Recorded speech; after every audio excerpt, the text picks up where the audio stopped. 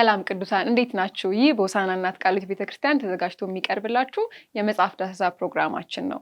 የዚህ የመጽሐፍ ዳሰሳ ፕሮግራም ዓላማ ቅዱሳን በምናልፍበት የህይወት ጎዳና ሁሉ እግዚአብሔርን ለመምሰል በምናደርገው ጉዞ የሚያስፈልጉን እውቀቶች እንድናገኝ እንዲሁም ያንን ለማድረግ እናነብ ዘንድ እንድንበረታታ ነው። እኔ ቃል ኪዳን ዮናታን ነኝ። አብራችሁን ሁኑ።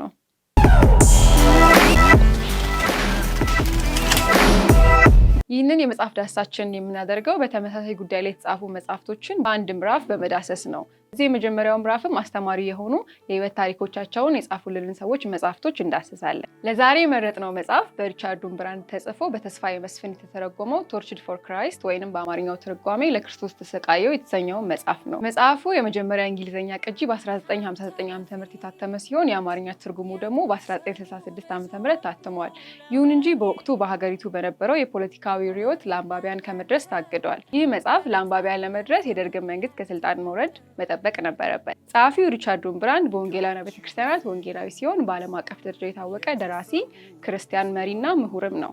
በ1945 ዓ.ም ኮሚኒስቶች ሀገሩን ሩማንያን በያዙበትና ዓላማቸውንም ለማሳካት ቤተክርስቲያንን በቁጥጥራቸው ስር ለማዋል ያደረጉትን ሙከራ በመቃወም ለእምነቱ 14 ዓመታትን በእስር ቤት አሳልፈዋል። እርሱም ይሁን ባለቤቱ የተለያየ መከራዎችን ተቀብለዋል። ይሁን እንጂ የደረሰበት እስርም ይሁን መንገላታት ጸሐፊውን ውንብራንድን በባርነት ስር ለወደቀው ህዝቡ እንዲሁም ለወራሪው የሩሲያ ጦር በህቡ ወንጌልን ከመስበክ አላስቆመውም። ይህ ተግባሩም የህቡ ቤተክርስቲያን ድምጽ፣ የኮሙኒስት ሀገሮች ጳውሎስ እንዲሁም ደግሞ ህያው ሰማዕት የተሰኙ ስያሜዎችን በብዙዎች ዘንድ አሰጥቶታል። እኛም ይህንን ስለ እምነት ጽናት፣ ስለ ፍቅር፣ ወንጌልን ስለመመስከርና ስለሌሎችም ጉዳዮች በህይወት ምስክርነት የሚያስተምረውን መጽሐፍ ለትምህርታችን ይሆን ዘንድ እንደሚከተለው ዳሰነዋል። የመጽሐፉ አማርኛ ትርጉም 170 ገጾች ያሉት ሲሆን ታሪኩንም በ6 ምዕራፎች ያስነብባል። በምዕራፍ 1 ካለማመን ወደ ማመን ስለመጣበት ሁኔታ፣ ናዚዎች ሀገሩን በሚገዙበት ወቅት ስለነበረው የአገልግሎት ሁኔታ እንዲሁም ኮሙኒዝም ሀገሪቱን ከተረከበ በኋላ በባርነት ስር ስለወደቀው የሀገሪቱ ህዝብና ለወራሪው የሩሲያ ጦር በህቡ ወንጌልን ስለመሰከረበት ሁኔታ ያስቃኛል። ሪቻርድ ውንብራንድ ሃይማኖተኛ ካልሆኑ ቤተሰቦች የተወለደ ሲሆን እናትና አባቱን በልጅነቱ በሞት በማጣቱም ከ14 ዓመቱ ጀምሮ በእግዚአብሔር መኖር የማያምንና ሃይማኖትንም የሚጠላ ሰው ነበረ። ይሁን እንጂ በቃል ሊገልጸው የማይችለው ስሜት ወደ ቤተክርስቲያን እንዲገባ እንደሚገፋፋውና አንድ ቀንም እግዚአብሔር ሆይ ላለመኖር እርግጠኛ ነኝ፣ ምናልባት ካለ ግን ራስህን ግለጽልኝ በማለት መጸለዩንና እግዚአብሔርን ህልውና አለመቀበሉ ሰላም ሊሰጠው እንዳልቻለ ይናገራል። በዚህ ውጥረት ውስጥ በሚያልፍበት ጊዜ አንድ ሽማግሌ ሰው ስለ ክርስቶስ አዳኝነት የሚመሰክርለት ሰው እግዚአብሔር ወደ እርሱ ይልክለት ዘንድ ይጸልይ ነበረ። ውንብራንድም ምንም እንኳን ጉዳይ ባይኖረውም አንድ ቀን ይህ ሽማግሌ ሰው ወደሚኖርበት መንደር ይሄዳል። ሰውየውም አንዳንድ ጥያቄዎችን ከጠየቀው በኋላ ውንብራንድ የጸሎት መልስ መሆኑን በማወቁ መጽሐፍ ቅዱስን ይሰጠዋል። ከዚያ በፊት ብዙ ጊዜ መጽሐፍ ቅዱስን አንብቦ የሚያውቀው ውንብራንድ ይህ መጽሐፍ ቅዱስ ግን የተለየ እንደሆነበትና ይህም የጸሎት ውጤት በመሆኑ ጌታን ሊቀበል መቻሉን ይናገራል። ውንብራንድ ጌታ ኢየሱስን ከተቀበለ በኋላ ባለቤቱን ሮዚናን ጨምሮ ብዙዎችን ወደ እግዚአብሔር መንግስት በማምጣቱ የመጀመሪያዋ ሉተራውያን ቤተክርስቲያን በሩማንያ ተመሰረተች። ውንብራንድ የቤተክርስቲያኒቱ መሪ በመሆኑ እርሱና ባለቤቱ በወቅቱ የሀገሪቱ ገዢ በነበረው የናዚ መንግስት ድብደባና እስር በተደጋጋሚ ደርሶባቸዋል። ይህም ወደፊት በሚነሳው አስከፊ ስርዓት ውስጥ እንዴት ወንጌልን ማስፋፋትና ማስተማር እንደሚችሉ እንዳዘጋጃቸው ይናገራል። ከናዚ ስርዓት በኋላ የኮሙኒዝምን ርዕዮት የምታራምደው ሩሲያ ውንብራንድ ያለበትን ሀገር ሩማንያን ስትይዝ ለብዙ ጊዜ እግዚአብሔር የለም በማለቱ ለተቆጨው ካመነ በኋላ ሰዎችን ሁሉ ወደ እውነት ለማምጣት ለቆረጠው ውንብራንድ የአገልግሎት በር ይሆንለታል። ከልጅነታቸው ጀምሮ እግዚአብሔር የለም በሚል ትምህርት ተኮትኩተው ለሚያድጉ ሩሲያውያንም ወንጌልን ለመንገር ሞስኮ መሄድ አልተጠበቀበትም። 1 ሚሊዮን የሚደርሱ የሩሲያ ወታደሮች ወደ ሀገሩ ጎርፈውለት ነበርና ለመጀመሪያ ጊዜ ለሩሲያዊ ወንጌልን ሲሰብክ ስለነበረበት ሁኔታ እንዲያወሳል። አንድ ጊዜ ከአንድ ሩሲያዊ የጦር እስረኛ ጋር እነጋገር ነበረ። እንደነገረኝም መሐንዲስ ነው። በእግዚአብሔር ያምን እንደሆነ ጠየቅኩት። አላምንም ቢለኝ እንኳን ግድ አይኖረኝም፣ ምክንያቱም ማንም ሰው ቢሆን የማመን ወይም ያለማመን መብት አለው። በእግዚአብሔር እንደሆነ ስጠይቀው ቦዘዝ ባለ አይኖቹ ተመለከተኝና እንዲህ ያለው ወታደራዊ መመሪያ አልተሰጠኝም፣ ቢኖረኝ ግን አምን ነበር አለኝ። በሁኔታው በጣም ከማዘን የተነሳ አይኖቼን ባቀረሩ። ይህ አብሮኝ ያለው ሰው እግዚአብሔር ለሰዎች ሁሉ የሰጠውን ለራስ የማሰብን ለራስ የመወሰንን በጠቅላላው ሌላውን ሳይሆን ራስን የመሆንን ጸጋ ተነፍቋል። ይህ ደግሞ እግዚአብሔር ለሰዎች ካደላቸው ታላላቅ ስጦታዎች አንዱ ነው። ይህ ሰው የሚያምነውም ሆነ የማያምነው ኮሙኒስቶች የሚሰጡት መመሪያ መሰረት በመሆኑ ለራሱ መወሰን አይችልም። ይህ ነው እንግዲህ ኮሙኒዝም በሰዎች አእምሮ ሲሰለጥን የሚከተለው ውጤት። እነዚህ ሰዎች በራሳቸው ስብዕና እንዲመሩ በእግዚአብሔር ማመን አለባቸው። ለሩሲያውያን ወንጌል የመስበክ ፍላጎቴ ከምን ጊዜው ይልቅ ተነሳሳ። ኮሚኒስቶች ስልጣን ከያዙ በኋላ ናዚዎች የሚያደርሱባቸውን ስቃይ የሚያስረሳ መከራና እንግልት በሮማንያ መታየት መጀመሩን ይናገራል። ይሁን እንጂ ኮሚኒስቶች ቤተክርስቲያንን ለማታለል በተለመዱ የፍቅር ቃላት ለማጭበርበር መሞከራቸውንም ይናገራል። ከመላው ሃይማኖቶች 4000 መሪዎችን በፓርላማ ውስጥ ሰብስበው ስላደረጉላቸው ንግግርና በጉባኤው ስለነበረው ሁኔታ ውምብራንድ እንዲህ ይናገራል። ጳጳሳቱ ተራ በተራ የተነሱ ኮሚኒዝምና ክርስትና ተመሳሳይ በመሆናቸው አብረው መስራት ይችላሉ በማለት ተናገሩ። አንዱ ቄስ ከሌላው ቄስ በመቀጠል ለኮሚኒዝም የምስጋና ቃላት ያሽጎደጉዱ ጀመረ። እንዲያውም ለቤተክርስቲያን የወርቃማ ዘመን የተከፈተላት መስሎ ነበር የታየው። እኔና ባለቤቴም በስብሰባው ተገኝተን ነበረ። ጎኔ ተቀምጣ ሁኔታውን ሁሉ በአንክሮት ትከታተል የነበረችው ባለቤቴ ሪቻርድ፣ እነዚህ ነውረኞች በክርስቶስ ፊት እየተፉበት ነው፣ ተነስና ምራቃቸውን ጥረግለት አለችኝ። እኔም የምትኝን ካደረግኩ ባል አልባ ሴት እንደምትሆኚ ወቂ አልኳት። እርሷም ፈሪ ባል ከሚኖረኝ ቢቀር ይሻለኛል አለችኝ። ከዚያ በኋላ ከመቀመጫ የተነሳውና የአያሌ ክርስቲያኖችን ሕይወት ያጠፋ ነፍሰ ገዳዮችን ሳይሆን እግዚአብሔርን በማመስገን ተናገርኩ። የመጀመሪያ ታማኝነታችን ለእርሱ መሆን እንዳለበትም አስታወቅኩኝ። ስብሰባው በመላው ሀገሪቱ በሬዲዮ ይተላለፍ ስለነበረ በሚሊዮን የሚቆጠሩ ሰዎች አደመጡት። እኔን ግን ዋጋ አስከፍሎኛል።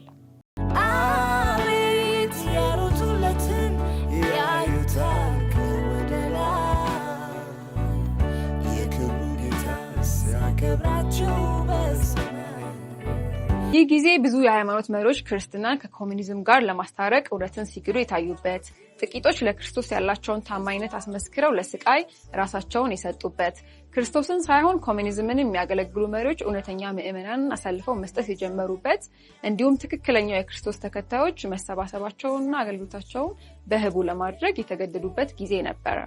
ውምብራንድ እንደ ሩሲያውያን የወንጌልን እውነት የሚቀበል ህዝብ አልገጠመኝም በማለት ለነርሱ የሚሰጡት አገልግሎት ውጤታማ እንደሆነና ራሳቸውን ከማጽናት አልፈው ሌሎችንም የሚያመጡ መልእክተኞች እንደሚሆኑ ይናገራል። ለወንጌል ስላላቸው የተከፈተ ልብ ሲናገርም ይህንን ታሪክ ያክላል። አንድ ጊዜ አንዲት ክርስቲያን እህት አድራሻዬን ሰጥታ የላከችው ሩሲያዊ ባለስልጣን ወደ ቤቴ መጣ። ይህ ረጅምና መልከቀና ሩሲያዊ ሻለቃ በዛች ምሽት ወደ ቤቴ በመጣበት ወቅት የኔ ወንድምን ልርዳ በማለት ጠየቅኩት። ስለ ብርሃን እንድትነግረኝ ነው የመጣሁት አለኝ። ለጊዜው በጣም አስፈላጊ ናቸው ብዬ ያሰብኳቸውን ክፍሎች ከመጽሐፍ ቅዱስ አነበብኩለት። በእጁ እጄን ያዝ አደረገና በጨለማ እንዲኖር ከተደረጉት ሰዎች አንዱ ነኝ፣ እባክህ በተሳሳተ መንገድ አትምራኝ። ለመሆኑ የምትነግረኝ ትክክለኛው እግዚአብሔር ቃል ነው አለኝ። እኔም የማነብለት እግዚአብሔር ቃል እንደሆነ ካረጋገጥኩለት በኋላ ያለ አንዳች መሰልቸት ለጥቂት ሰዓታት ያህል የወንጌልን ቃል በጽሞና አዳመጠኝ። በዚያው ቀን በክርስቶስ አመነ።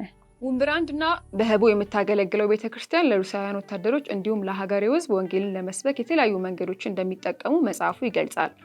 ጽሁፎችን በድብቅ እያተሙ ማደል፣ ቤት ትተው የወጡ ልጆቻቸውን ለሚናፍቁ ወታደሮች ህፃናት ልጆችን መጽሐፍ ቅዱስ በማስያዝ መላክ፣ እንዲሁም ሰዓት ለመግዛት በሚል ሽፋን ወደ ካምፕ በመሄድ ወንጌልን መስበክ ዋነኞቹ ናቸው። በበኩሌ ወደ ካምፑ ሄድኩት ጴጥሮስ ወጳውሎስ የሚባል የሩሲያ የኦርቶዶክስ ቤተክርስቲያን በዓል በሚከበርበት ጊዜ ነበረ። ወደ ካምፑ የገባሁት ሰዓት ለመግዛት በሚል ሰበብ በመሆኑ አንዱን ከአንዱ በማማረጥ አንዱን በጣም ውድ ነው፣ ሌላውን በጣም ትንሽ ነው፣ ሌላውን ደግሞ በጣም ትልቅና ከርፋፋ ነው በማለት ሁኔታዎችን አመቻች ጀመረ። ብዙ ሰዓት ሻጭ ወታደሮች ከበቡኝ። እያንዳንዱ ይሄኛው ይሻላል፣ ይሄኛው በጣም ጥራት ያለውና ዋጋው መጠነኛ ነው እያሉ ሰዓታቸውን ያቀርቡልኝ ነበረ። እኔም ፊቱን የሄድኩት ሰዓት ለመግዛት አልነበረም እና ለመሆኑ ከእናንተ መካከል ጳውሎስ ወይም ጴጥሮስ የሚባል ይኖራል በማለት ጠየቅኳቸው። በጣት የሚቆጠሩ ሰዎች አዎን የሚል መልስ ሰጡኝ። ወዲያውኑ ቀጠል አረኩና ዛሬ የሩሲያ የኦርቶዶክስ ቤተክርስቲያን የጴጥሮስ ወጳውሎስን ቀን የምታከብርበት ዕለት መሆኑን ታውቃላችሁ አልኳቸው። ከሽማግሌዎቹ በቀር ወጣቶቹ እንደማያውቁ ነገሩኝ። ጴጥሮስና ጳውሎስስ እነማን ነበሩ አልኳቸው። የመለሰልኝ ግን አልነበረም። እኔም ጴጥሮስና ጳውሎስ እነማን እንደነበሩ በመናገር ላይ ያለው ከሽማግሌዎቹ ወታደሮች አንዱ አቋረጠኝና ፊቱንም አንተ የመጣኸው ሰዓት ለመግዛት ሳይሆን ስለ ሃይማኖት ለመስበክ ነው። እስቲ አረፍ በልና ንገረን። ግን ልብ አድርግ፣ እዚህ አካባቢ ያሉት ሁሉም ደህና ሰዎች ናቸው። ከማን መጠንቀቅ እንዳለብን ስለማናውቅ እጄን ጉልበት ላይ ሳደርግ ስለ ሰዓት ተናገር፣ እጄን ከጉልበት ሳነሳ ግን ካቆምክበት ቦታ ስብከትህን ቀጥል አለኝ። ብዙ ሰዎች ተሰበሰቡ። እኔም ስለ ጳውሎስና ስለ ጴጥሮስ እነርሱም ሲያገለግሉ ስለነበረው ክርስቶስ ነገርኳቸው።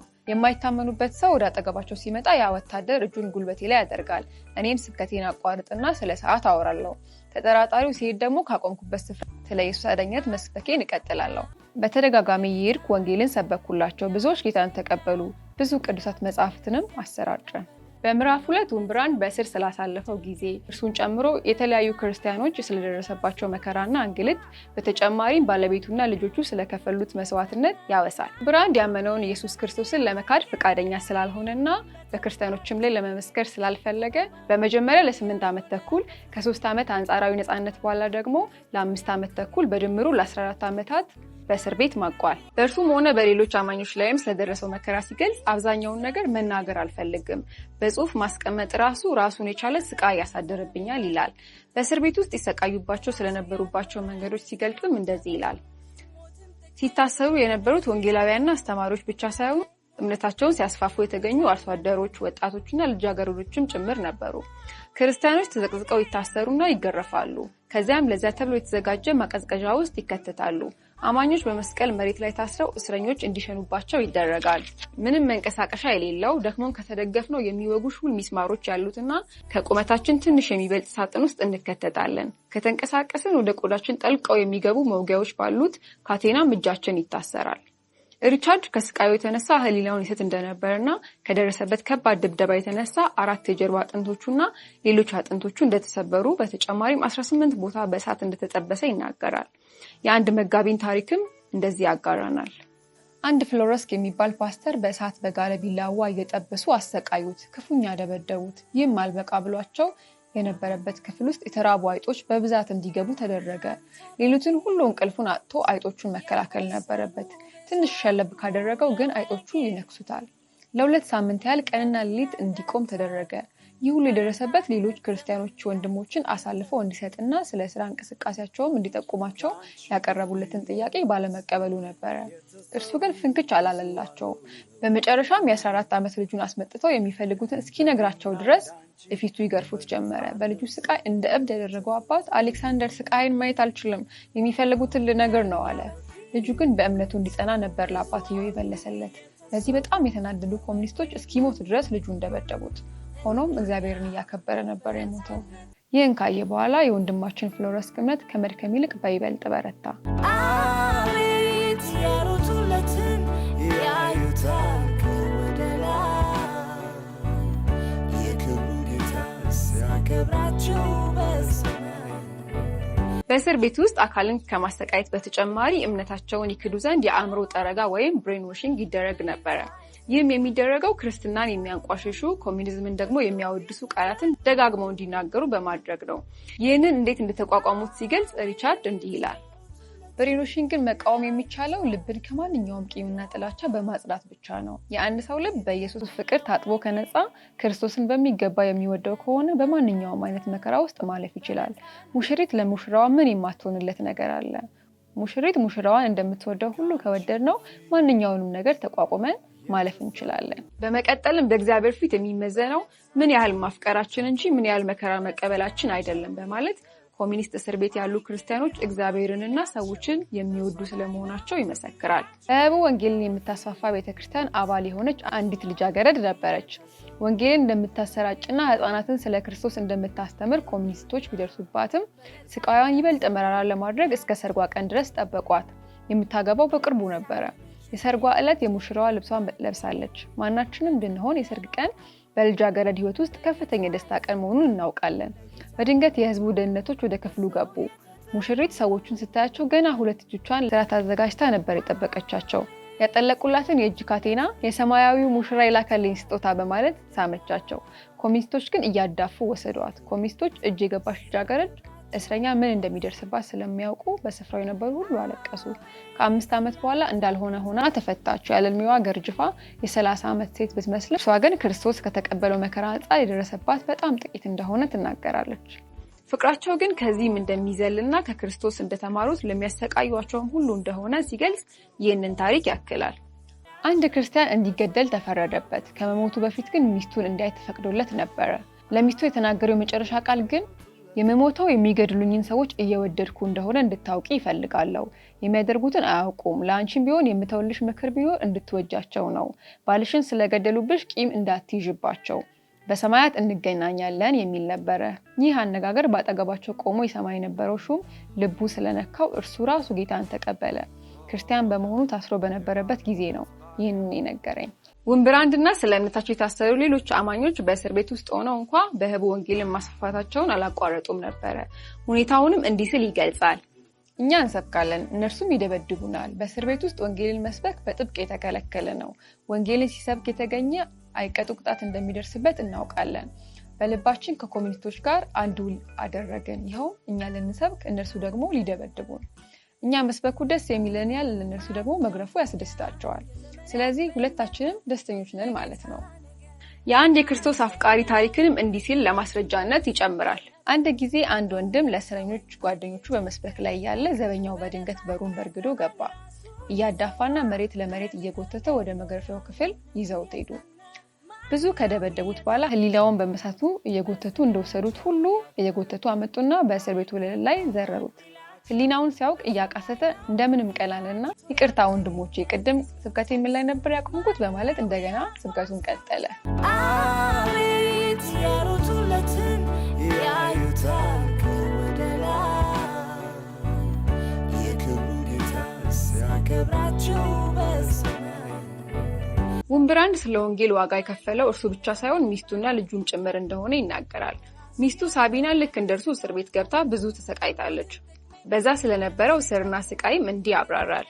ታፍኜ ከተወሰድኩ ወዲህ ሚስቴ ምን እንደሆነች አላወቅኩም። መታሰራዋን የሰማሁት ከብዙ ዓመታት በኋላ ነበረ።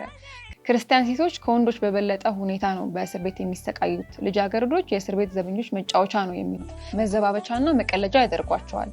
ግድብ ለመስራት ስለታሰበ ሴቶች ከወንዶች እኩል እንዲሰሩ ይጠበቅባቸዋል። ህይወቷን ለማቆየት ስትል ሚስቴ እንደ ከብት ሳር በልታለች። የተራቡ እስረኞች አይጥና እባብ ሳይቀር በልተዋል። እሁድ ዘበኞች ዱናቤ በሚባል ወንዝ ውስጥ ይወረውሯቸውና እንደ አሳ በመንጠቆ ያወጧቸዋል። ከዚያም ደግሞ እንደገና ወደ ወንዙ ይወረውሯቸዋል፣ ያላግጡባቸውማል። ይህ ነው እንግዲህ የእነርሱ ለተሰንበት መዝናኛ። ሚስቴ ራሷ በዚህ መልክ ተጫውተውባታል። ልጁ ሚሃይ ገና በ9 ዓመቱ ስለ እምነቱ መስዋዕትነትን መክፈል ጀመረ። ወላጆቹ በወንጌል ምክንያት ከታሰሩ በኋላ ያለ አንዳች ታዛቢ ተንከራታች ሆነ። ዕለት ምግቡ እንኳን ይጨነቅ ነበረ። ለእስረኛ ክርስቲያኖች ቤተሰብ እንክብካቤ ማድረግ ራሱን የቻለ ወንጀል በመሆኑ ሲረዱት የተገኙ 2 ሴቶች ሽባ እስኪሆኑ ድረስ ተደብድበዋል። ውምብራንድ በምዕራፍ 3 ከእስር ስለተፈታበት ሁኔታ ይናገራል። ለ14 ዓመታት በእስር ከተሰቃየ በኋላ የአሜሪካን ባለስልጣናትና ህዝቡ እንዲሁም የመላው ዓለም የክርስቲያን ማህበረሰብ ባሰማው አቤቱታ ከእስር ለመፈታት ችሏል። ውምብራንድ በምዕራፍ 4 ኮሚኒዝምን በክርስቶስ ፍቅር ስለማሸነፍ ይናገራል። ከእስር ከተፈታ በኋላ ጊዜውን ስለ መንፈሳዊ ነገሮች በማሰብና በማሰላሰል በብሕትውና ለማሳለፍ አስበው የነበረው ሪቻርድ ኮሚኒስቶችን ጨምሮ ለሰው ዘር ሁሉ ወንጌልን ለመስበክ ያለው ፍላጎት ሀሳቡን እንዳስቀየረው ይናገራል። ከእስር ከተፈታ በኋላ የመንግስት እውቅና ባላትና ኮሚኒስቶች ክርስቲያን ህብረተሰቡን ለመቆጣጠር እንደ መሳሪያ ከሚጠቀሙባቸው ቤተክርስቲያኖች አንዷ በሆነችው ቤተክርስቲያን እንዲሰራ ተሰጠው። እርሱ ግን ምንም እንኳ ዳግም እስከ መታሰር ድረስ ችግር ሊያመጣበት እንደሚችል እያወቀ በህቡ ከምታገለግለው ቤተክርስቲያን ጋር መስራትን መረጠ። በህቡ የምትሰራው ቤተክርስቲያን መሪዎች ግን አገልግሎቱ እየሰፋ ከመምጣቱ ጋር በተያያዘ ለሶስተኛ ጊዜ እንዳይታሰር በመፍራትና እንዲሁም ለነጻው ዓለም ያሉበትን መከራ እንዲያሰማላቸው ከሀገር እንዲወጣ አሳመኑት። በመሆኑም 2 የክርስቲያን ድርጅቶች ለመንግስት $10,000 የአሜሪካ ዶላር የቤዛ ክፍያ በመክፈል ውምብራንድንና ቤተሰቡን ከሀገሩ ማስወጣት ችለዋል።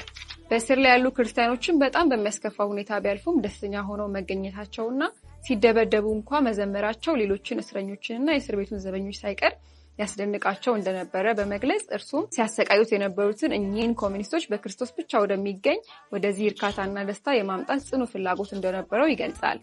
ውምብራንድ ከሀገሩ ወጥቶ በምዕራብ ዓለም ባሳለፈው ቆይታ የታዘባቸውን ነገሮችንም ያስቀምጣል። ከነዚህ መካከል በነጻው ዓለም ያሉ የስነ መለኮት ሊቃውንት የኮሚኒዝምን ክፋትና የክርስቲያኖችን ስቃይ ከማንሳት ይልቅ በማይረባ ነገር ሲጨቃጨቁ ጊዜያቸውን ማሳለፍ፣ እንዲሁም አንዳንድ የቤተክርስቲያን መሪዎች ኮሚኒዝምን ሳይሆን ራሳቸውን ኮሚኒስቶችን መጥላት በዋነኝነት የሚጠቀሱት ናቸው።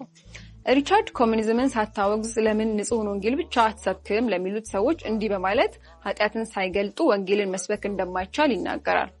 አንዳንድ ሰዎች ለምን ንጹህ ወንጌል ብቻ አትሰብክም ይሉኛል። ራሳቸው ኮሚኒስቶችም ስለ ክርስቶስ ብቻ ስበክ ስለ ኮሚኒዝም ግን አትናገር ብለውኝም ነበረ። ንጹህ ወንጌል የሚሉት ምን አይነት ወንጌል እንደሆነ አይገባኝም። ለመሆኑ መጥምቁ ዮሐንስ ሲሰብክ የነበረው ንጹህ ወንጌል አልነበረም እንዴ?